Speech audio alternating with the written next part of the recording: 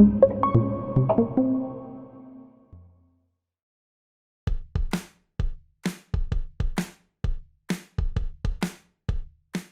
find that all those rules that are set out about how to write something in general, like just what the format and the structure of your film has to be, your characters have to be this. I get they're all guidelines. Everybody's starting out. You need some kind of, if you're stuck and you don't know how to begin, and you're just learning.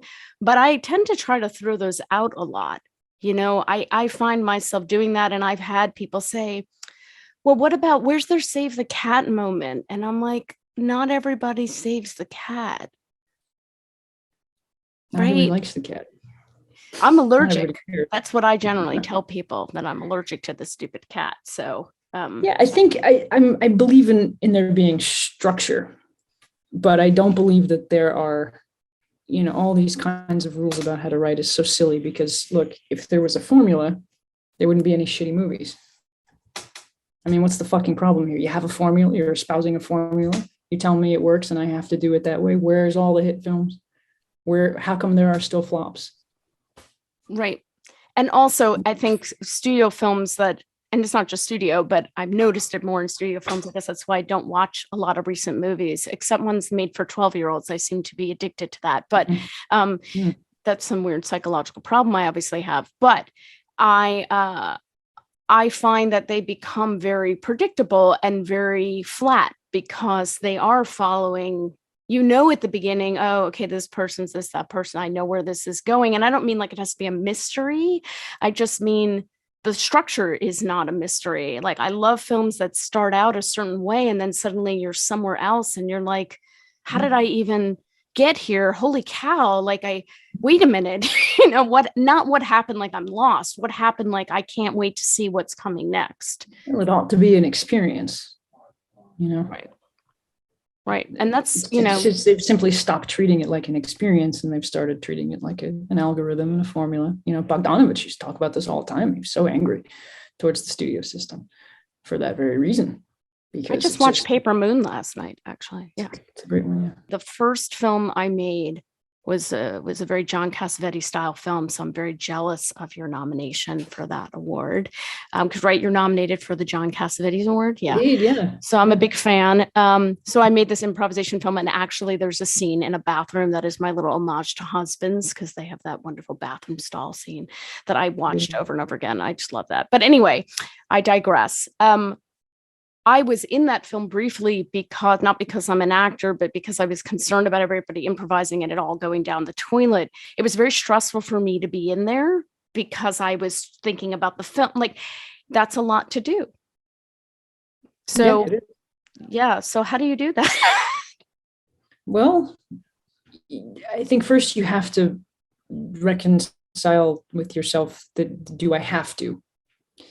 Because if you don't have to, then don't do it. And I had to in this case. And then the second thing is, okay, how am I going to do it? You got to build the right team. If you don't have the right DP working with you, you're lost. I didn't start scheduling the film until I found Ryan DeFranco, my DP, and I knew absolutely this is the person for this movie to work with this community and this story, and that it was all very connected. And so without the synergy that we had, it would have been way, way more difficult or maybe impossible. That's what you need. You need to trust the creative capacity and the dedication of your team. Yeah. I mean, for me, it was just, and granted, I was just starting out, and it's like a lifetime ago, but it was very much like I just kept wanting to watch the monitor. Like not like myself. I didn't want to look at myself at all, but like it wasn't about me. I kept wanting to watch all my actors on a monitor to see how it was all coming along. Right. Then you're already screwed. You have to have the elements in place so that you don't need to. I didn't ever look at it. I looked at it when it was absolutely necessary. And Ryan would say, you really need to. And of course, like, we're rehearsing the movements of the camera and all of this is planned out. So I know precisely what it looks like. I planned it.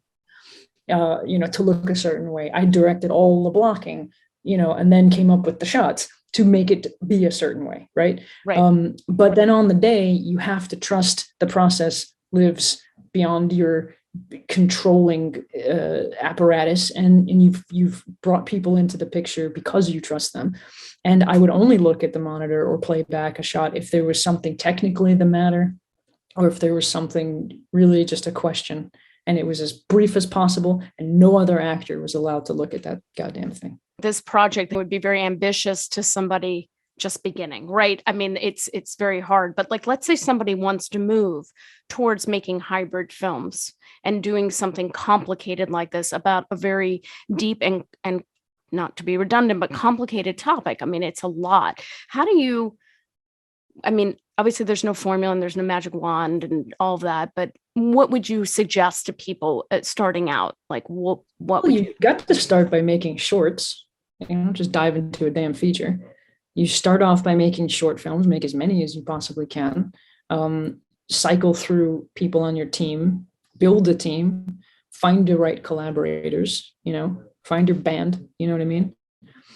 And then when you find it, you've got to make sure before you step into the realm of making a feature that you feel the absolute urgency of having to tell this story. Again, as we were talking about, if you're doing it as a stepping stone to something else, if you're doing it as a calling card for whatever, just don't fucking bother. Do something else, whatever. It's such a fucking ordeal that, like, it makes no sense to clog the system and to just throw out yet another mediocre film that means nothing. It's got to absolutely mean the world to you. And you have to stand by your convictions about what that story is and protect it. So as collaborative as you ought to be, you also have to be the guiding vision to steer the film where it needs to go and be the arbiter of what stays in and what goes, because there has to be somebody whose vision the film is. Without that, you're lost, and so is everybody else. They need you to be that. So it's a combination of being in that leadership position and then also being intensely collaborative and trusting what your teammates are bringing forward and contributing, and that you want them to. What it comes down to is that urgency and that necessity. I think that you're not going to make a good film just because you kind of sort of want to make a film something. That's bullshit. You have to I absolutely must do this. I absolutely must do this.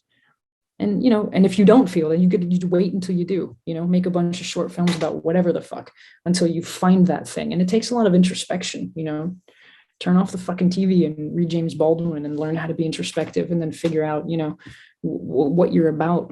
What's the story of your fucking life? What do you have to offer? Make an offering of the film to people. That's what it is, really.